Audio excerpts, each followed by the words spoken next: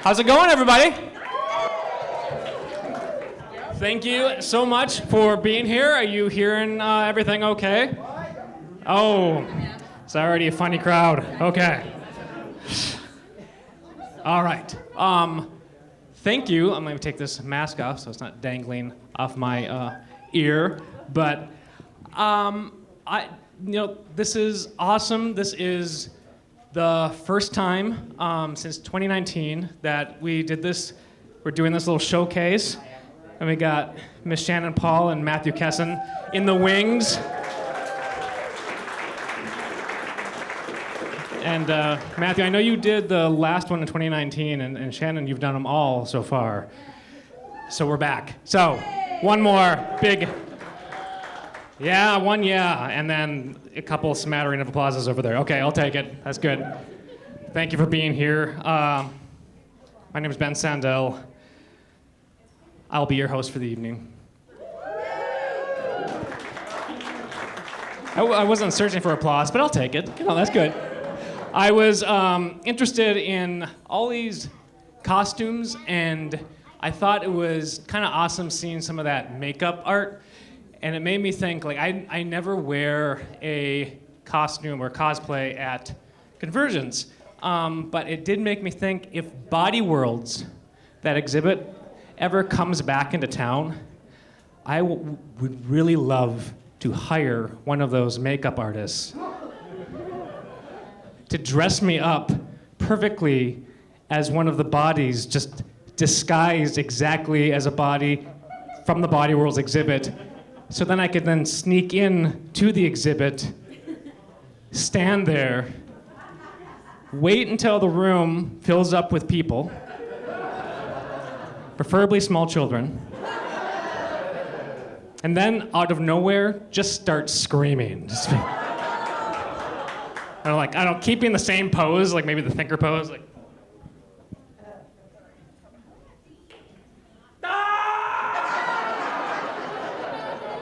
Thinking hurts!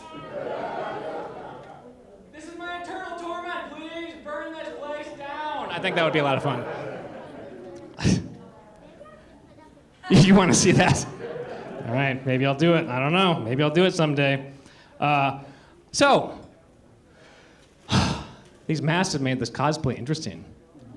I'm like, oh, that Captain America in his universe is a dentist. He still goes to the office in full Captain America regalia to fight gingivitis. I saw Yoda wearing a mask, and I was like, that's appropriate. Vulnerable age group. He's over 900 years old. It's actually how he died. I don't know if you know that. They cut that out of the movie. Yeah, it was a week before he went to Spider-Man across the multiverse, and they got it before us. Sometimes Europe does that same thing. And he didn't wear a mask. Does his own research. And so... sheeple you all are. I apologize. That was the best impression I could do, and I regretted it immediately. How you holding up with the mask wearing? That's been kind of a controversial topic. I probably shouldn't bring it up. Two people want to do it. Too late. It is it's fascinating because it's also getting very lax. I can tell people out there, like 1 of every 5 people now just doesn't have a mask, and it's like, all right, I guess that's what Saturday night at CONvergence. These people are having a hard time. And I understand both sides of the argument. One thing is, I wish that, and I was always really a big supporter of masks, but I never was on board with the whole, it's a nothing. It's nothing. It's a minor inconvenience. It's like, let's be honest about that. I mean, if you are wearing it all day and you have a well-fitted mask, a lot of you this doesn't apply to, and you have it, and you are wearing it, it is uncomfortable. I know that everybody here is more than a minor inconvenience because I'm watching you at the restaurant downstairs where you can take your mask off. And it's never like, it's like 15 minutes in, I forgot to take my mask off. And immediately, you never forget. I just watch people like 3, 2, 1, off.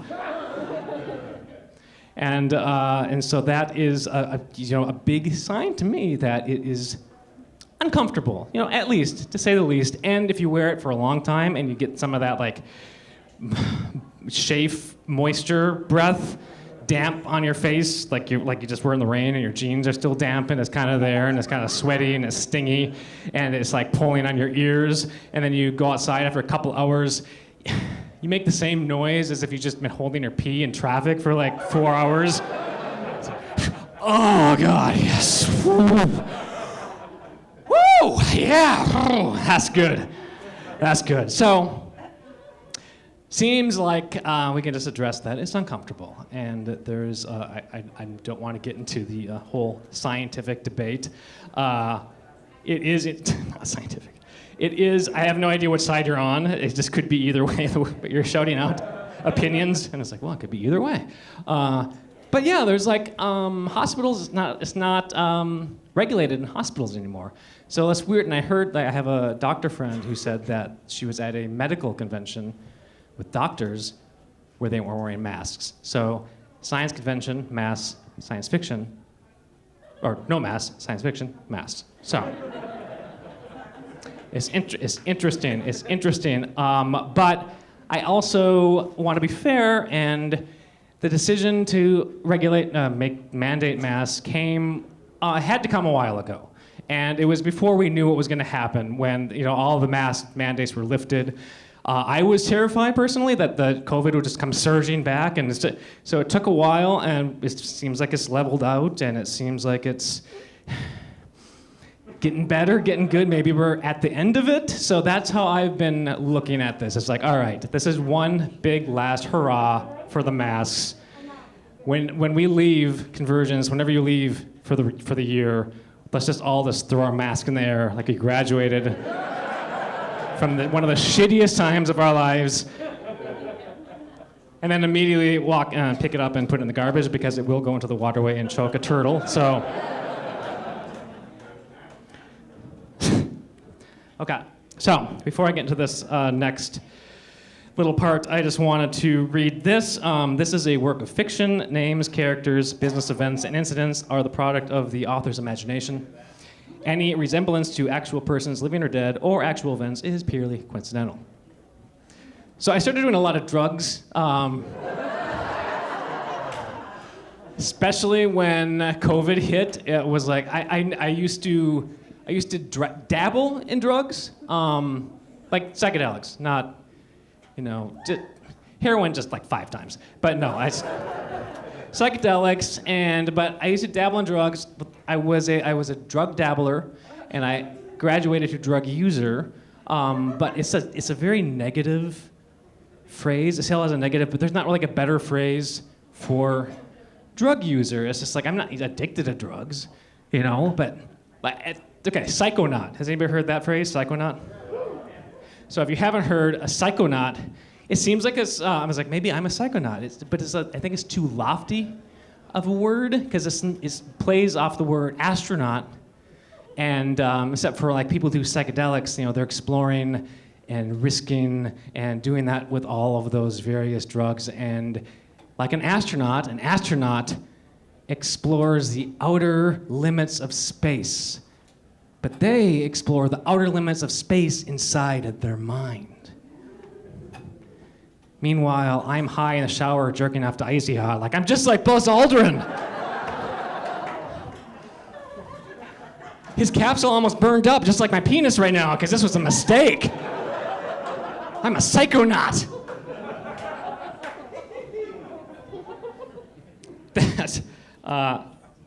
That's some of the reasons I started to do drugs was not because I wanted to be an astronaut, but because I did want to sort of seek some stuff in my brain and maybe find some truths. And I'm not selling my firstborn at 3 a.m. for an 8-ball or anything like that. I'm taking like a half a tab of acid on a Saturday afternoon to enhance my appreciation of jazz. Like listening to like Miles Davis, Something Blue. Like I get it now. I get it, not just jazz, but also the color blue. That really, it's a beautiful hue. I started using the word hue because I'm a drug user. Drug users use the word hue. I'm a little nervous about taking drugs, though, going out in public still. I started kind of trying that, and I found out that you can really screw up when you do that, because you can get confident if you, maybe some of you are experiencing this right now, you can get really confident in taking some drugs before you go out. Let's take a jelly, just a marijuana jelly, I can do it. Then you can do it, and like later on, you're like, maybe let's take 2 jellies. And you do it, and you're like, you know what, I think I got this. So they're like, all right, let's just do a LSD tab, and then two marijuana jellies, and that should be fine, be a lot of fun. No one will be the wiser. It's not my first time at the rodeo. And like 3 hours later, oh no. Oh no. Oh my God. Oh, why am I on stage? At a rodeo. I was supposed to be at Taylor Swift. Oh my God. This actually is my first time at a rodeo. Oh, wait, that's not a bull, that's a cat.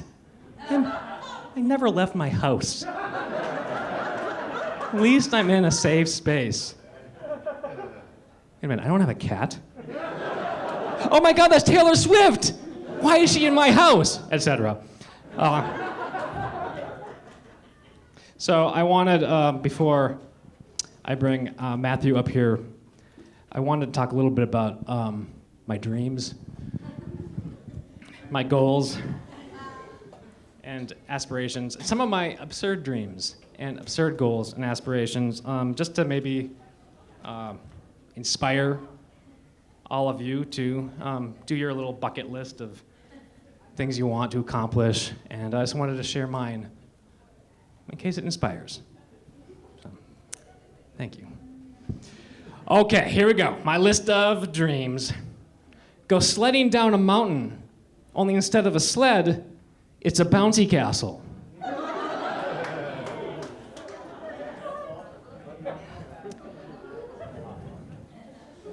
I'm glad you're on board.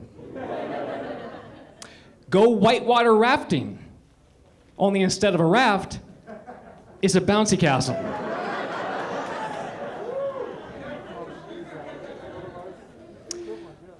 Acquire a woodland cabin on the lake with a sauna, 2 hot tubs, and a water slide connected from the 2nd floor, sloping down to the lake, landing by a floating gazebo stocked with cocktails. Only instead of a cabin on the lake is basic health insurance.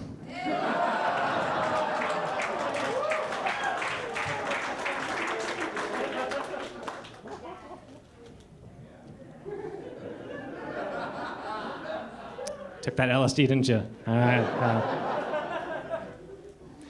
Cross something off this list and then immediately pat yourself on the back for doing it. Okay, it's weird. Make up 3 new words. Seems like a tall order. Establish that the plural of squash is squeesh.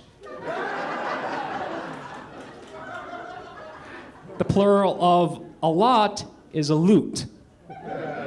Like a lot of a lots is a loot of a lot. And establish the plural of plural is pluriphernalia.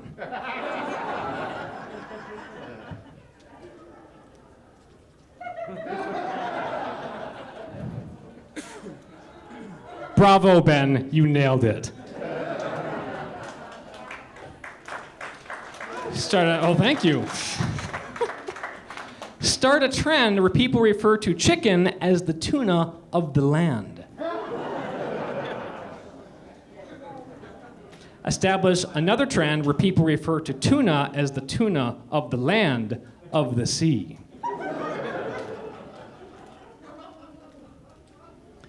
Spend less time in the canned meat aisle.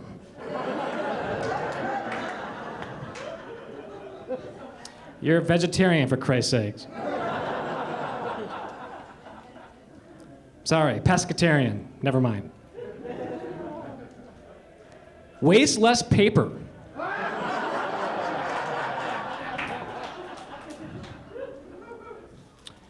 Open up a cat litter store next to the Smitten Kitten sex toy shop and call it the Shitten Kitten.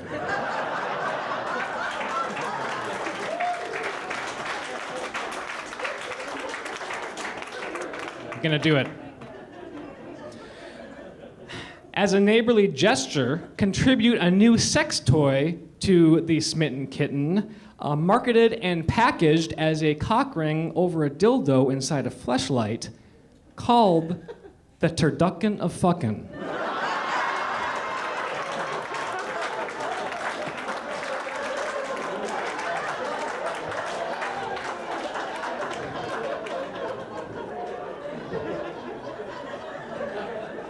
Sounds like a royalty title. Go to church and shamefully confess about all the juvenile dick jokes you told on stage tonight. Only instead of church, it's a bouncy castle. Thank you all so much.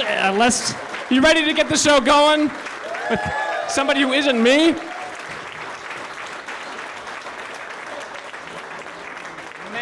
Okay, so this next performer was at the 2019 show. I'm super glad to have you back. Last year you were a guest of honor, and you may know him from Reverend Matt's Monster Science. I knew I should have written this down. I was like, I got this. Well, ladies and gentlemen, make a lot of noise for your next performer, Matthew Kessen. Thank you.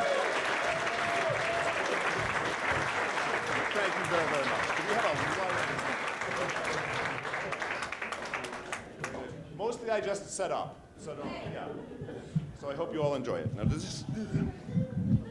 Thank you. That was exactly it. Very good. I always have to follow the turducken of fucking, and it's not fair. Hi, I'm Reverend Matt, and tonight we are going to discuss the reasons the aliens had for all those times they invaded the Earth. You remember those times. If there is one thing, yes. Give it up for the aliens. If there is one thing that humanity has understood throughout its history, it is that those who share one's own individual traits and circumstances are the finest people who have ever been created. Members of other species, cultures, historical eras, sports franchise affiliations, and shirt neckline cut preferences, well, I'm not saying they deserve only extermination, but let's just leave it on the table for now. And certainly this feeling applies to the planet Earth, on which we live. Science has long since confirmed that the Earth is, in the scope of the universe, microscopic, smaller than the human mind can actually even grasp, but still we seem to know in our hearts that it is the best thing that exists, that could possibly exist. In narratives from history, when monsters came from outside our home to kill us, it was often in transparent service of this principle of us being the best. The monsters were simply enemies of God, and we are God's pals, and any further explanation was unnecessary, and also maybe witchcraft. But science fiction's enemies from outside, most classically the alien invaders, often had a little more explanation to them than that, what with science being right there in the title of the genre and all. So tonight, we're going to do a thumbnail sketch of just why exactly space alien invaders have selected our insignificant little blue-green orb. We'll begin at the beginning with the foundation of the alien invasion narrative, H.G. Wells' 1898 novel, The War of the Worlds. In the first paragraph of this, we are told, "Yet across the gulf of space, minds that are to our minds as ours are those to the beasts that perish. Intellects vast and cool and unsympathetic regarded this earth with envious eyes and slowly and surely drew their plans against us." Note that this use of the metaphoric cool means simply dispassionate. Wells was not saying that Martian intellects were vast, unsympathetic, and totally rad. And, well, the Martians might have looked upon Earth with envy, for their world was a desert, a wasteland. It was thought that Mars was a dying world at the time, in fact, one that had not always been like it is now. Just a few years before the publication of the War of the Worlds, in fact, the astronomer Percival Lowell had declared that there were artificial canals on Mars, there doubtless because some ancient race needed to irrigate the now perpetual drought. His source for this idea was a typical one for scientists at this time: his ass. Percival Lowell's ass, generally speaking. Moreover, there was an idea around this time of similar origin that the farther you went among the inner planets, the farther along in their own development they were. Cloud-shrouded Venus was therefore a prehistoric swamp, Mars a dying planet, and Earth's porridge was just right. None of this is true, of course, and again, it operated on such scientific principles as none, and I would be mad at science for taking dinosaurs on Venus away from us, but then I remember it was science that gave us dinosaurs in the first place. And much as War of the Worlds invented alien invasions, for all intents and purposes, so too did it set the template. Aliens very frequently covet our world because theirs is dying. The pods in Invasion of the Body Snatchers come from such a world, as do the aliens in 1956's Earth versus the Flying Saucers, a movie in which features the extraordinary saucer animation by special effects master Ray Harryhausen, and this concludes our listing of the positive qualities of Earth versus the Flying Saucers. In the Marvel Comics, the homeworld of the Skrulls has been destroyed, which is what makes them evil. The Skrulls, of course, are shapeshifters with interstellar technology, and honestly, if I myself had access to, say, 5 people with shape-shifting powers and interstellar technology, plus maybe a long afternoon in the political science section of any public library, I would not be giving you my remarks on fictional space aliens right now, but rather demanding your tribute as world pharaoh. I am not sure what the holdup is for the Skrulls. In 1972's Godzilla vs. Gigan, aliens from the M Space Hunter Nebula, which is not a part of space given this name by any earthly organization, in spite of my several letter-writing campaigns. They are also here because of their dead world. There's a wrinkle in this one, though. The Space Hunter aliens are evolved cockroaches, and their planet was killed by another sentient race, and so becomes a metaphor for our slow murder of our own planet. This is often the case with modern aliens from dead worlds. They are metaphors for our own environmental devastation, aliens using up their worlds and moving on to other ones to destroy, which is, of course, exactly what humanity will do if we get a chance. People advocating for it are considered futurist visionaries, and I do hope that actual aliens do exist to stop us. So, this is a desirable thing about the Earth. It is alive, speaking generally. But sometimes, of course, the aliens are here for more specific resources. Sticking with Godzilla, the aliens from Planet X in 1965's Invasion of the Astro Monster are here for our water. And yes, we do have water. Earth is in fact relatively good for that. And the Exilians from 2004's Godzilla Final Wars want to use us as food. And it seems to me that there are some large, meaty animals that we have here on Earth that can be kept alive on grass and who have relatively low incidences of organized resistance. Might be even better food still, but maybe humans are just really delicious. The reptilian aliens from the V series in the 1980s were also here for both water and human food. They were space Nazis, in a very direct sense. The series was originally proposed as a non-sci-fi dystopia, with America taken over not by space Nazis, but just the regular kind. Off-brand Nazis, but the studio wanted it to be made into aliens, presumably because it was believed that America being taken over by regular Nazis wasn't believable. Oh, 1980s. Somebody go back and warn them, you know? And bring me back some Dinobots while you're there. And So these aliens called the Visitors have remarkably Nazi-like uniforms, have a youth auxiliary, Friends of the Visitors. They go about discrediting scientists. Too soon, V. I mean, 35 years too soon. And the V of the title stands not for visitors, but for victory, as it did for Churchill. But not only are they Nazis, it also turns out that they are not just people from outer space. No, this is revealed when one of them swallows a guinea pig whole. That is bad manners. Use a knife and fork, for God's sake. And then it later turns out that they're secretly lizard people. And enough is enough. Space Nazis are one thing, but space Nazis that do not resemble us physically is a bridge too far. Plus, they're here to steal all our water and use us as food because we are very delicious and go well with their wines. No. Another thing we are apparently good for aliens is the physical act of love. 1968's Mars Needs Women gave us a Martian race which has developed a genetic deficiency which allows them to only produce male children. So, they come to Earth for our women. They select 4: a stewardess, a homecoming queen, a stripper, and a space geneticist. These being, of course, the 4 sorts of tasks that people need from women. That was a joke, sarcasm. In post-Trump America, I do want to make it clear when saying things that are outrageous, insane misogyny, because, it's not a joke from a lot of people a lot of the time. I suppose with a title like Mars Needs Women, we should be begrudgingly grateful that one of them was a space geneticist. It's a difficult field, especially with the wholesale lack of space genetics to study.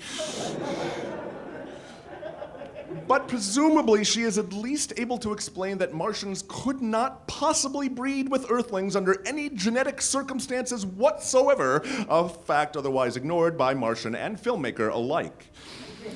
There are other resources here as well. The Migo from H.P. Lovecraft's Cthulhu mythos are just here for certain minerals. The Predators are here for the hunting humanity as a dangerous and challenging animal, and we certainly are that. Well, some of us.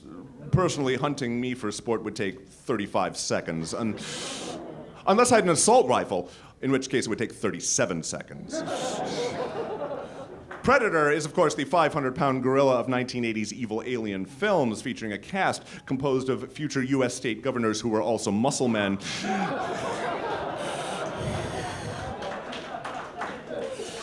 This is a movie shot not onto standard film, but onto jars of liquid testosterone, in which some commandos in a jungle suddenly find themselves up against a similarly muscular alien hunter with a variety of high-tech weapons and a cloaking device. The alien is cool, but this is a movie about guns and sweat, and I used to own a Blu-ray of it, but it kept pushing me down during recess and taking my lunch money. And amidst all of this, there are some very famous action one-liners. The most well-known would be "Get to the chopper," though it is difficult to imagine why it is so well-known, because it is not at all interesting, and is seemingly remembered because of Governor Schwarzenegger's unusual accent and nothing more. Governor Ventura has more remarkable action lines, such as "I ain't got time to bleed." He's very busy. Maybe between his 12:30 board meeting and his dentist appointment, he can squeeze in some bleeding. And "This stuff will make you a goddamn sexual tyrannosaurus, just like me." Which implies that where lovemaking is concerned, he is very powerful, has an excellent sense of smell, and has no use for his arms.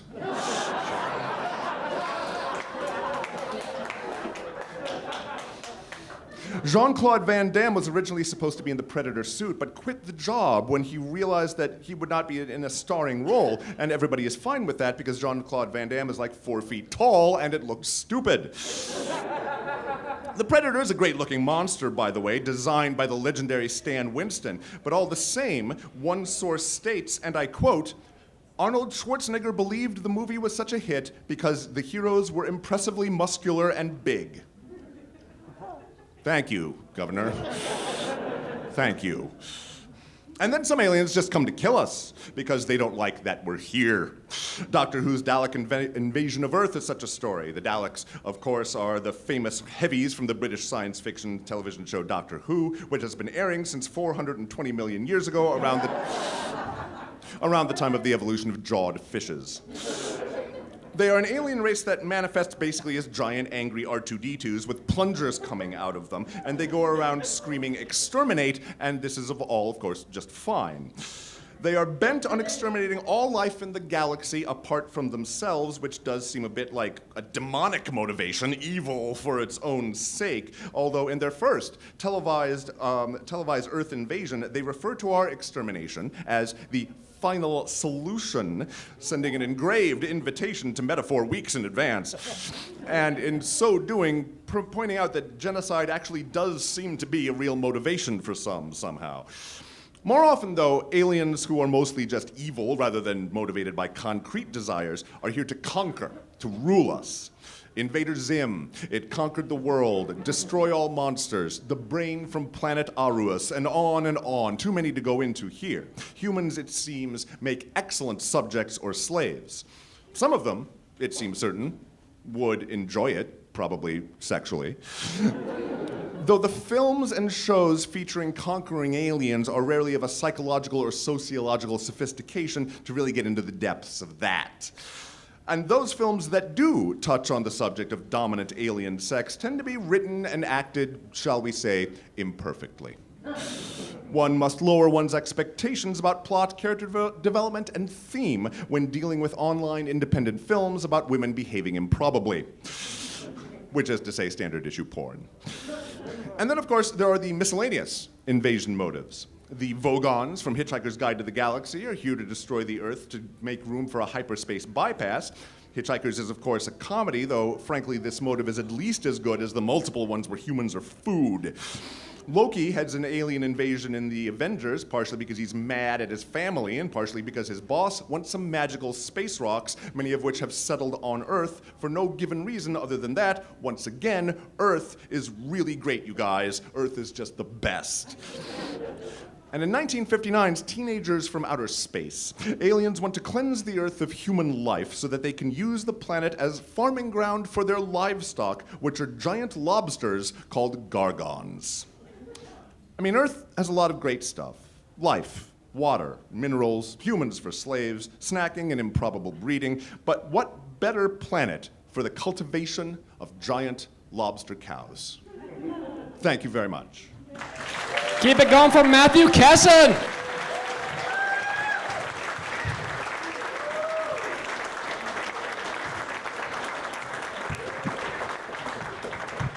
Matt, I put the microphone by your bag right there. Do you want to advertise anything coming up? Oh, yeah, thank you very much. No, I'm, Oh, it would have been. It was. Maybe. I messed up. Yeah, you're right about that. Yeah, I'm doing 2 Reverend Matt Sponsor Science shows for the Minnesota Fringe Festival at the beginning of August. How many people go to the Fringe Festival? 1 person. All right, well, this is not the crowd to average. You should all check out the Fringe Festival. Yeah, I'm doing a bunch of, one of the shows is 5 different greatest hit monster science shows. So come and see that, one different one every day. And then another one is half what I've just done and half sketch comedy with my science assistant, Laura Riley. And it'll be good fun, so please come by. One more time for Matthew Kessen. Thank you so much. Sorry about the microphone. Before we bring up the next performer, I wanted to take this opportunity to read a haiku because I wrote it at a show that was erotic science fiction, and it's like, where can I possibly use that anywhere else? CONvergence. So if you can just indulge me, this is also, I thought, because if I'm going to confess my dick joke sins, I should have one more dick joke. So this is a science fiction erotic haiku. The robot cock pumped like a digital piston. 01010. Thank you. Okay. It's a coding joke. All right. This next performer, we go way back. We were friends at Acme Comedy Company. Jesus, how long ago? 15 years now? She has done every one of these comedy at CONvergence showcases, and she next year, and I think you said this was public, next year she will be a guest of honor. Please make a lot of noise for Miss Shannan Paul.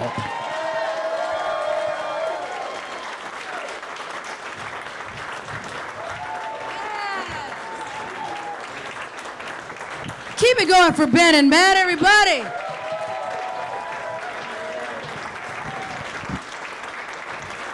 Ben, I always appreciate you inviting me to break up this little comedy sausage fest you put together here at CONvergence. Thank you, everybody. Everybody having a good time? How's your con going? If you aren't familiar with me, I'm the one that carries a fan and drinks wine spritzer, so you know where we are in the journey. Welcome. It'll be a good time. This is going to be great. I am very excited because I always get to hang out with my friends here, and we do have some of the funniest, most creative people in all of the Twin Cities that perform here. So again, give a round of applause to Matt and Ben and everybody you've seen.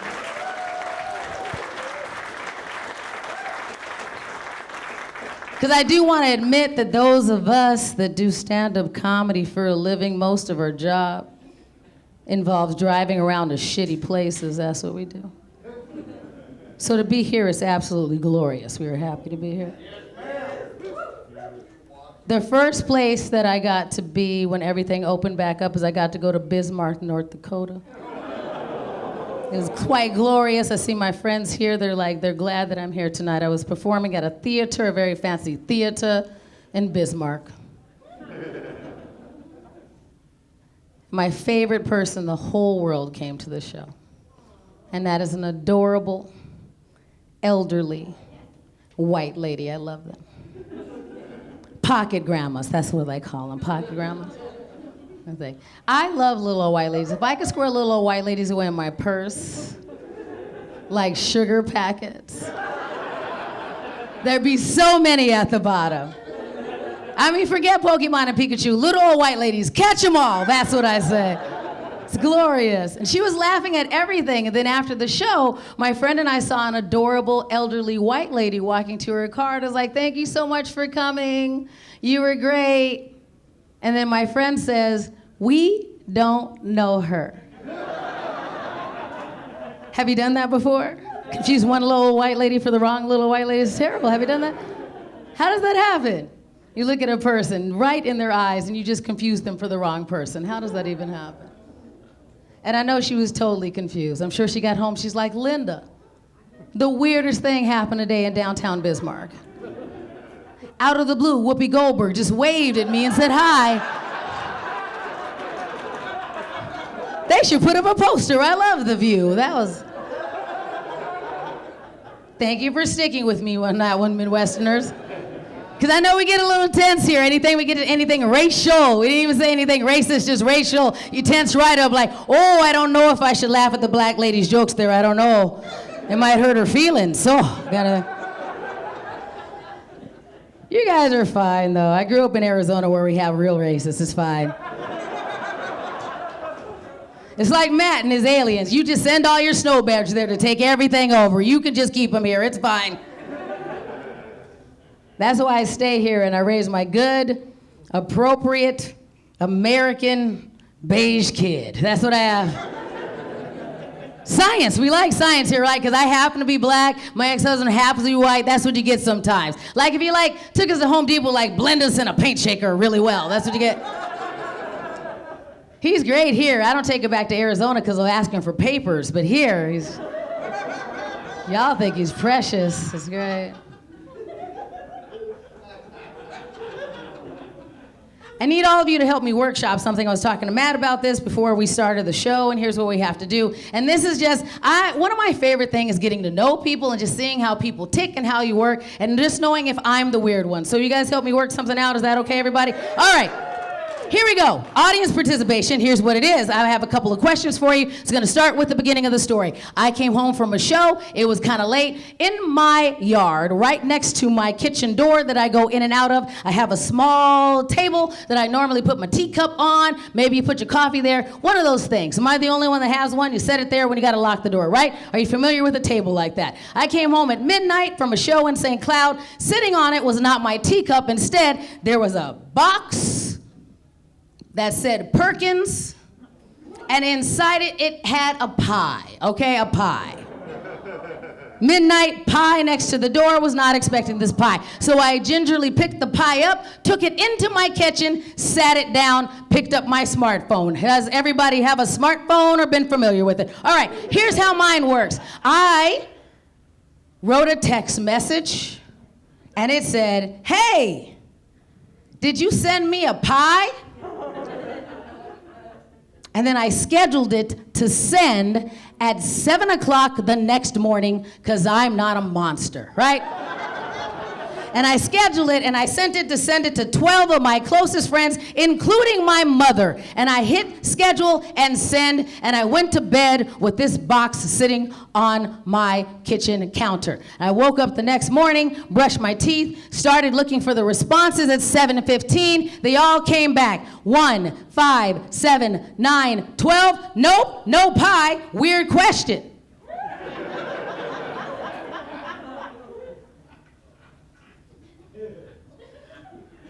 So then what I did is I went a little farther into this mystery. I went farther into my phone book and sent some messages to some other friends that maybe had my address. I kept sending it. I even sent it to one of my old bosses. Hey, never gave me severance. Did you send me a pie?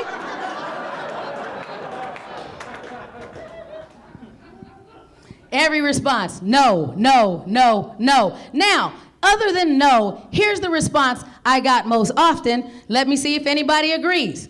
The second most responded text I got was, what kind of pie is it?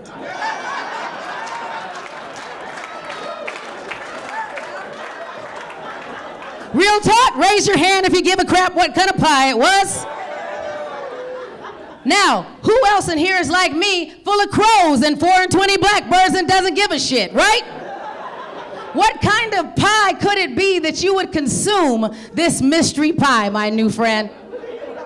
Any pie, any pie. That is some white privilege shit, Meredith.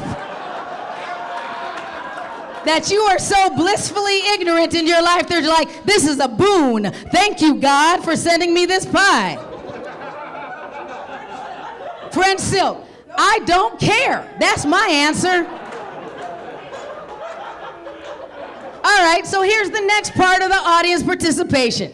How many people in here would have consumed a mystery origin pie? Put your hands up, make some noise.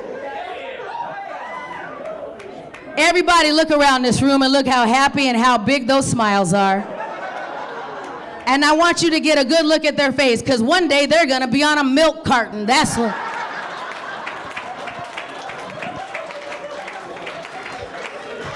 There is no way.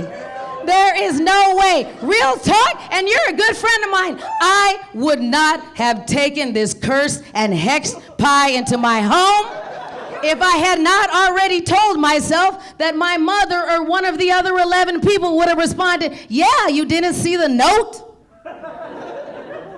I just want to know, we are in a room full of people who do their research. Have you not seen the historic TV show, Wild Wild West? What happens when you cut into a mystery pie? Smoke and cyanide, that's what happens. Have you not done your research, people? What else do we know? There are so many things that we have to sit there and we go, hey, we know lots of things about our history. Here's what I know. You know what lives in a pie? 4 and 20 blackbirds and crows. I just think it's fascinating because I also have seen The Help. Okay, that's what it took, okay? maybe it's just because I grew up in the South and everything was a hex or a ritual. There is every reason that I'm like, this pie is clearly cursed. You don't just get blessings that are made, that kind of thing. Why would somebody just leave a mystery pie on yours if they weren't trying to roofie you or make a skin coat out of you? Why would there be a pie there? Right? And I think it's funny that people are like, how come you didn't know what kind of pie it was? You know what I did with that pie after everybody said they didn't know where it came from? I gingerly picked it up. I went outside to my dumpster. I opened it with my elbow, dropped the pie in, rebuked it, and backed away. That's what I did.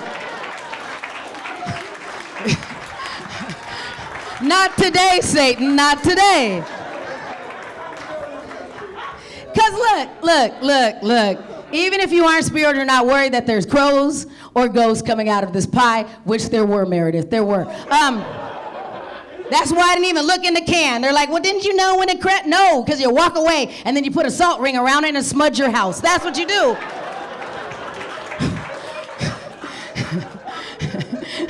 Matt does science. I know how to smudge a house, kind of thing.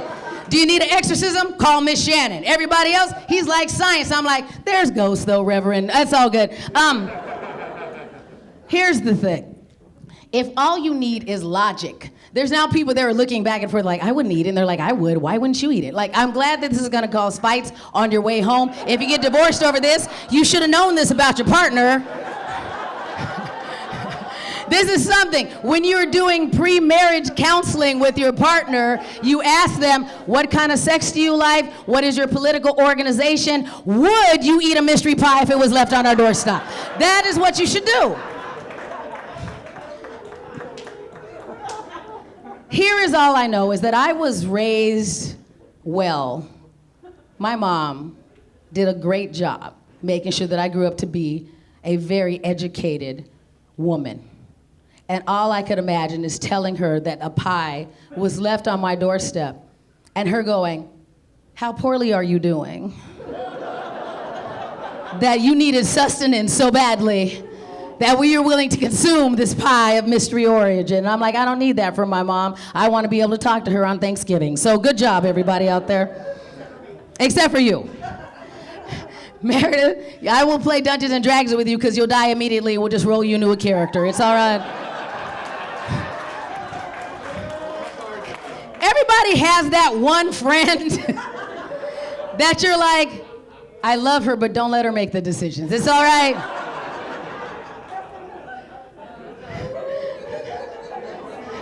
Where you're like, she's adorable, yeah, but... When everybody starts playing those games where you're just like, who would you take with you in an apocalypse? And you're like, well, I love you, Meredith. I love you. But I'm leaving you if there's a zombie. I'm good. You are how I get away. You are my escape plan. She'll be over there going, what do you think it is? It's a zombie. She's the one looking around the corner, and I'm like, normally it's the black girl that dies, but Meredith was here, so. Had plenty of time to run. It's all good. Just curious as hell. I don't like, why are you that curious?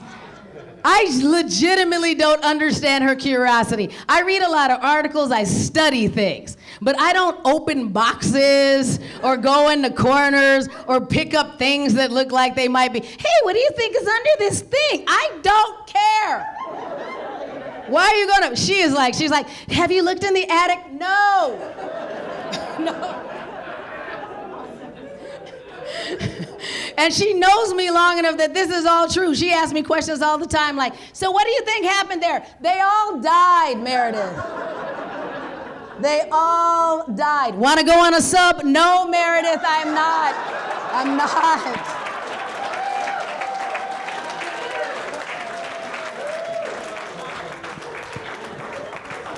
I love you. It's so good to see you. Happy Con. Everybody's like, you want to be friends with a comedian? You do not. We're exhausting. You're not the only one. My family thinks I'm exhausting too, and they're mostly right. I'm the oldest one in my family. Where the other oldest kids at? Oldest kids, where you at? Make some noise. There we go. We are very important. Every day you need to look in the mirror and go, I'm important. You need to do that. Yes, right, that's right. Because we don't even have the hard job. You know who has a hard job? Middle kids, make some noise. Where you at? There we go. That is the hard job. People forget your name. Occasionally leave you at the grocery store. That's difficult. Every holiday, you're the peacekeeper. Don't fight, don't fight. That's hard. Any only kids here? Any only kids? Oh, you must feel crowded. Your friends are imaginary. What's this like? They're like, there's all these people, and they say back things I wasn't expecting. I hate to ask. Babies, where you at, babies? Look at these spoiled ass babies. Somebody raise my hand for me. It's really heavy. I need a piggyback ride. Oh my. Elbow, elbow, wrist, wrist. I know. I just ruined our reviews, Ben. They were like, she was nice, then she was mean. I know, you can't pick on the baby. But I know, all the babies, you guys are the most adorable one of all of us. Like the cute ones, like the cutest one in the family. That's a lot of pressure. Because all us older kids, all we are just trolls ruining family photos, I know. Then there's the baby, like, thank goodness for this one. We can send out holiday cards again. Good. The babies are normally the animal lovers in the family. You guys the animal, look at them nodding like, yes, they are animal lovers. Just babies and Hufflepuffs. That's the only reason we have pets or gardens. That's it. I know you're a Hufflepuff. That's why you're still here and we have pets. She just said it like I'm surprised she's a Hufflepuff. She's just oblivious and you're like, I ate this toadstool and I know and now your stomach hurts. I get it. I can't say anything. I'm a Gryffindor. We just jump off shit. Like, there'll be a landing. No, there won't. I know. My baby sister, Lily, she's adorable. She is the cutest one of all of us. She's 28. She's great. Here's the thing. We all had to find more things to do when everything shut down, right? So my baby sister, who is the most millennial person in our family, had a bunch of hobbies. So the first thing she did is she got a flock of what I like to call boutique chickens, the little fancy chickens. Right, I was talking to somebody in the lobby about the chickens. They had a lot of chickens. And so she got these really fancy chickens. We grew up in Arizona on a chicken ranch. So here's what I think about chickens. Chickens lay eggs, and chickens are for food. Chickens are not friends. Hot take right there. So, my sister and her boutique chickens, one of her chickens got hurt a little bit. That's important to the story. A little bit. Because this boutique chicken injury started a family text message chain 225 messages long. To determine the proper course of treatment for the boutique chicken. Started with my baby sister. Oh my gosh, Zena's hurt. Maybe I should take her to the vet. Our mom's response, no, bring Zena over to the house. We'll do rehab in the basement. That's only message 2, everyone. By the time we got to message 75, all I had to add to this conversation were photos of KFC and rotisserie. I'm a firstborn. We solve problems. That's what we do. Then the other thing she started doing, because she had a bunch of spare time, she started gardening. But it turns out in her northeast Minneapolis neighborhood, she has some gangster squirrels. And they ate her plants. And the baby of the family lost her shit. We're on a Zoom call, she's like, oh my God, those plants are really expensive, and it took a really long time for them to grow, and the stupid fat squirrels came and ate them all. I don't know why they call them God's creatures. God knows how important those plants were to me. He wouldn't do that.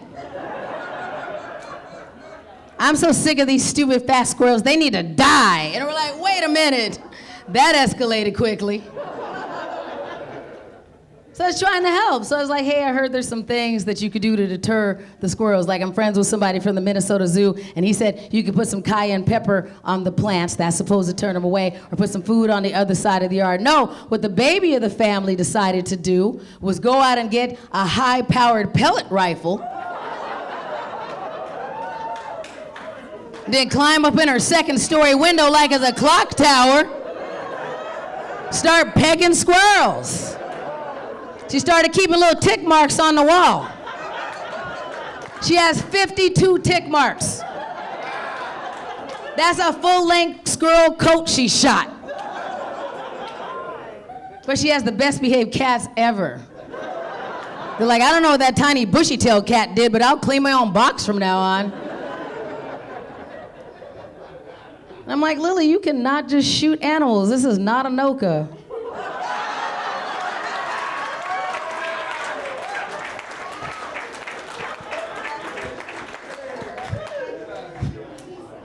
And she felt bad. She's like, well, you know, we're not monsters, but we are chefs. Maybe it would be better if we cooked them. No. Gross. That's the word you're searching for, young lady. Gross. And now we're rednecks too? Ease on over to Coon Rapids, little girl. I don't know about you, but now when I go to her house, I don't eat anything she cooks. Where'd you get these tiny meatballs from? Why are the meatballs so tiny? Don't tell me it's chicken. I met the chickens. I want to see a receipt. So if you wonder what it takes for the baby of the family to go from Sarah McLachlan to Ted Nugent, $62 in tulip bulbs, that's it.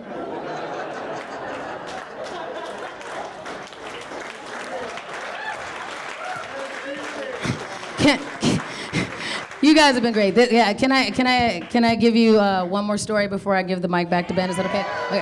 All right. Look, okay. I know I bagged on my mom. I love my mom. If there's any grandparents here, you're the salt of the earth. I appreciate everything that you do. Here's the thing. My mom's retired already, and she doesn't have enough friends her age. So I feel like I get sucked into stories I shouldn't have to listen to. But she's my babysitter, so I can't get rid of her. So here's the thing. Look. I know what we do with our retirees here in Minnesota, right? You know what you do? You send them to the casino, right? I see all the old people at the casino.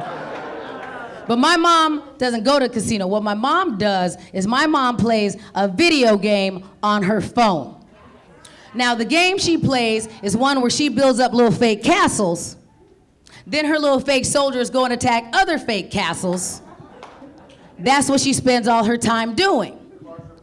But, no, close like that. But yes, it's that one, but another one. You're right. So it's all just fake soldiers all night. She loses sleep every night like, no, they'll just wreak havoc in my town if I don't feed them at 12 a.m. What are you talking about, old lady? And I play video games too, but I don't have to worry about whether my Marble Contest of Champions is taking over my phone in the middle of the night because I'm on a server with people in Europe. Okay, whatever, Mom. My mom, though, because she's retired already, has a lot of time to play this game. So my mom is kind of a big deal in her alliance.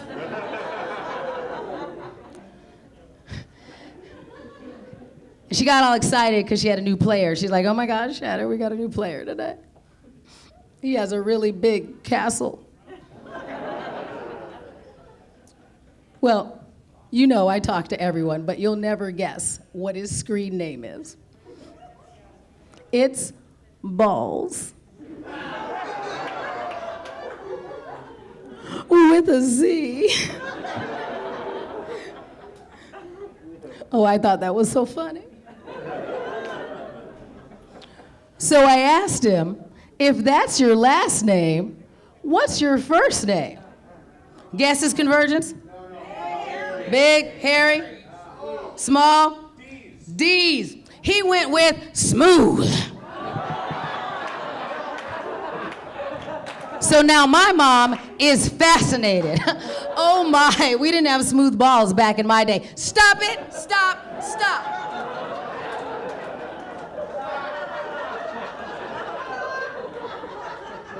You know how your parents say something you can't unhear? I'm like, Mom, we didn't have to talk when I was 14. I'm not talking to you about balls now that I'm in my 40s, all right?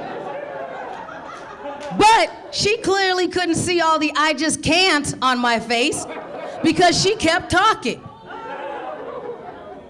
Well, Shannon, then he said, you seem really interesting. What do you look like? And I said, oh no. I'm too old for that. And I'm married. But my daughter Shannon has a YouTube channel. Right? Terrible parenting.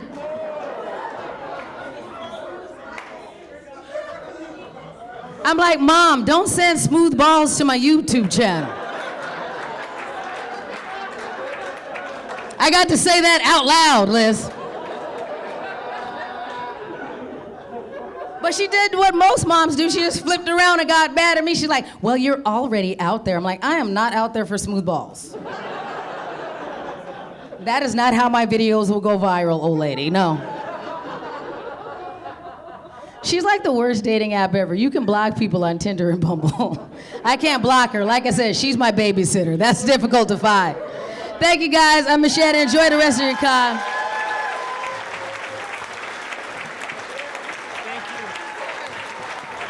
Keep it going for Miss Shannan Paul.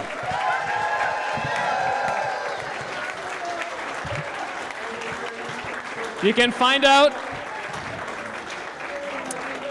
absorbing the love, you can find out more at missshannan.com.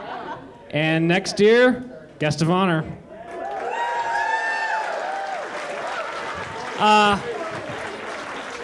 I wanted to close on a little bit of a sincere note here. 2019 was the last time we did this show. It was a little bit before that where I kind of stopped doing comedy for a while, and it went years and years, and then I got to this point where I was like, I don't know if I can do it again if I come back. And then I sort of dabbled at a couple open mics, but this is the first official show that I've done in 5 years, so I can't tell you how grateful I am to have you as a crowd. Thank you so much. You were great. I hope you come back next year. One more time for Matthew Kessen, Shannan Paul, and I'm Ben Sandell. Enjoy the rest of your CONvergence. Thank you.